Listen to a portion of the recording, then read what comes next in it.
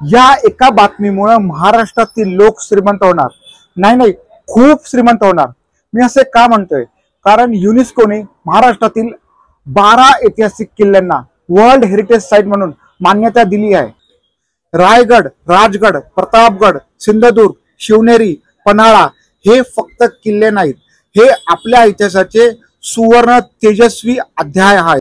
आणि आता आपला इतिहास जगभरात पसरणार. यापेक्षा गोड आणि आनंदाची बातमी असूच शकत नाही. यामुळे काय होईल?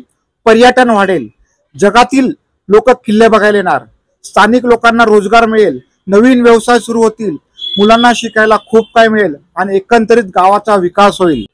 श्रीमंती ही फक्त पैशात नाही, ती परंपरा, पर्यटन आणि प्रयत्नात असते.